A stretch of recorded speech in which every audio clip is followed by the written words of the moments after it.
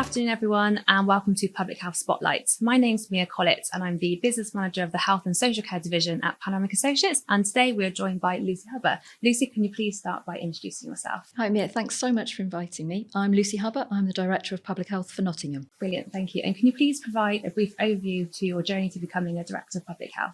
It's quite a long journey. I was really lucky in my first job after university was working in public health, and I was working on a project which was about bringing evidence into decision making. Okay. And then I went into the NHS proper. I did the management training scheme, worked my way across most of the areas of the NHS. And in 2011, I was the head of commissioning for children and maternity services in a primary care trust in Milton Keynes. Okay.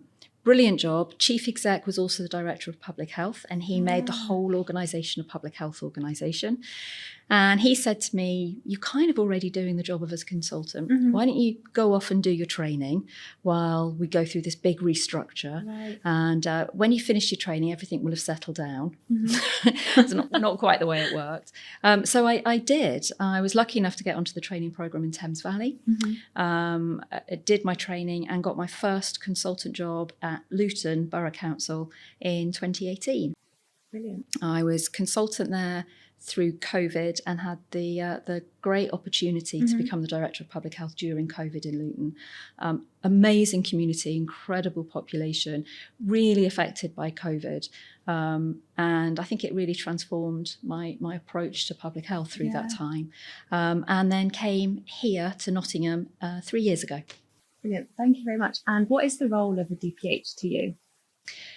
I think there's the official way of looking at it, which is around our duty to improve the health and protect the health of the population and reduce inequalities. And I kind of check myself against that on a regular basis because I think it's really important when we're looking at our work to remember the fundamental reason for us being here.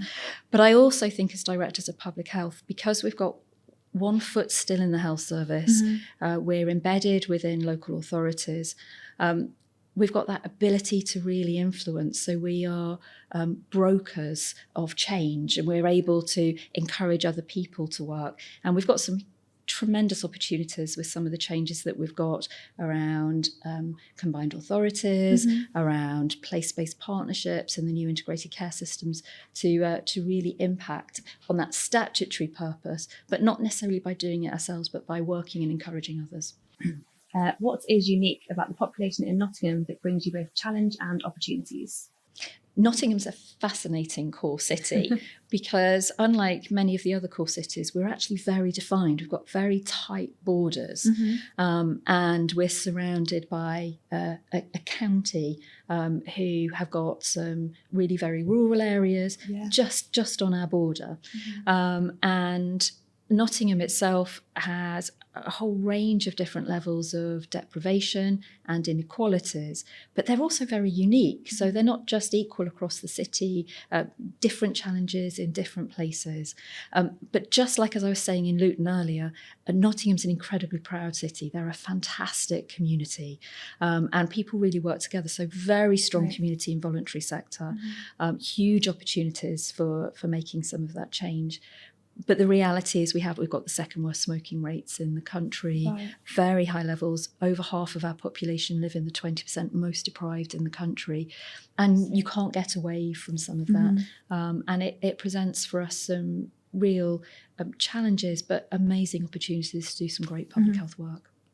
Thank you. You were recognised and awarded the Innovative Practice Award at the 2023 ADPH conference. Congratulations again. Thank you. Can you please explain your approach to using the public health grants and why you think you won this award? It was such an honour to win that award, and it was lovely because I got a really lovely big cheer. And I think part of that is because the work we've done in Nottingham has really helped a whole number of other local authorities. When I came to Nottingham, it was at a really interesting time for the organisation. We were just at the beginning of an improvement journey, and it meant that we were really looking very carefully about how we were spending all of our money. And I had the support of the political leadership and the senior leadership to look again at the public health grant public health has been in a local authority for just over 10 years. So great opportunity to say, are we still spending it in the place that has the biggest impact? I think lots of councils have kind of got mixed up over those 10 years between the public health duty, which is on the whole of the council, and the ring-fence public health grant. And they've kind of assumed that the ring-fence public health grant should do anything that's even vaguely about public health. And what we've done in Nottingham is we've really helped break down the bits of what a council could and should provide and what a system could and should provide into the bits that are suitable for the ring-fence public health grant. One of our statutory requirements is to look at outcomes for our population, and that's the first call upon the public health grant. So we have done a lot of work in Nottingham, which is about trying to understand how you most effectively use that money. Not just how you spend it, but how you get the biggest impact that you can for outcomes, and how you make sure you're spending it eligibly on the right things. And it's been fantastic to be able to speak with so many of my public health colleagues about sharing some of that finding and some of the huge challenges. Anything, obviously, in this very pressurised environment where you're looking at shifting money from one thing to another is really challenging. Well, I know that you've been kind of recognised and kind of commended for your work, so well done again. So what are the benefits of being part of the bigger networks such as the ADPH peer network and the groups they provide? ADPH is a brilliant organisation because sometimes it's actually quite lonely being a director of public health. We are sort of slightly separate because of the ring-fence public health grant from the rest of the local authority. We're no longer part of the NHS. And having the support of the other directors of public health is hugely valuable. It's great to be able to just pop a question in the chat and say, who's done this and what were your challenges? What can you share? We call it stealing with pride, and we do quite a lot of that. It's also really great to kind of problem solve together. And ADPH provide lots of support for doing things like sector-led improvement. So when we're thinking about how we might, across a region, work together, ADPH help us in delivering that. There's a number of also policy groups, and it's really exciting to get involved with those about shaping how ADPH will try and influence the national thinking on an issue. So it gives a real opportunity for thinking not just kind of your local authority, but regionally and nationally. And there's not many other organisations that can offer that. And what is one thing that you wish you would have known, or a skill that you wish you would have developed before becoming a director of public health? I don't think I've developed all of my skills. I think I've still got more to go. I think there's a couple of things. One is recognising that although you have to, as a director of public health, have a good knowledge of pretty much everything. It's learning to trust that you don't need to know everything about everything. So it's really about learning to trust your team, working out where you can take assurance, the bits where you do need to get your elbows out and get stuck in a bit more, and the bits where you can just step back. And I think, my journey to becoming a director of public health has also been to recognise that public health is a really small world. And so building those relationships as you're going through your training and being a consultant actually is fundamental, because it means that you can, when you are trying to figure stuff out, you've got a whole network of people there, not just through ADPH, but a whole network of people that can gain your support. And what are some of the challenges that you faced as being a director of public health? I think it's really fascinating. When you become a consultant, you suddenly realise what hard work is. You think you've worked hard when you've been a registrar, and becoming a consultant, you suddenly got this really big portfolio. Becoming a director of public health actually means that not only have you got all of those portfolios that you're responsible for, you've also got to be the person who's making the connections, who's leading the strategic thinking, who's building the relationships.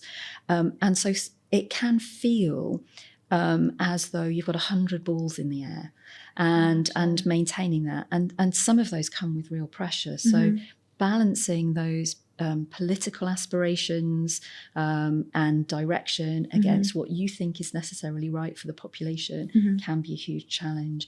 Maintaining your resilience, keeping your ability to wanting to keep going. we all had COVID. We all had that experience through COVID about that.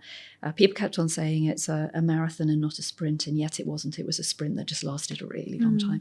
So maintaining that resilience is really important. And I think that's where making sure that you've got a really good team and that you've got a team that you can trust are going to be doing the work to allow you to do that outward focusing is really important. Finding that work-life balance, and I know those are really cheesy words, but finding, even if it's the walk at lunchtime or the dog walk in the evening, or one of my colleagues is just taking up paddleboarding, whatever it is that just gives you that kind of break. And often that's where your enthusiasm and inspiration comes back while you're doing those sort of things which are not related to work. Yeah, so got that balance, isn't it? Yeah. Thank you for that. And what is one final piece of advice that you'd like to give an aspiring DPH? I think it's any aspiring leader, which is kindness. Okay. It's something that we work really hard at. It's something that doesn't just always come, but we've created a really strong team here. So the team has kind of quadrupled since I came here. We were fortunate enough to win another award. We won an award for best retention for the LGC, and it was because of that culture of kindness, which means that people really enjoy their work and really want to do their best for the population. So that would be my one kind of guiding word. Kindness, that will really resonate with everyone, I would say. So thank you ever so much, Lucy, for your words of wisdom today, and thank you to everyone who's listened.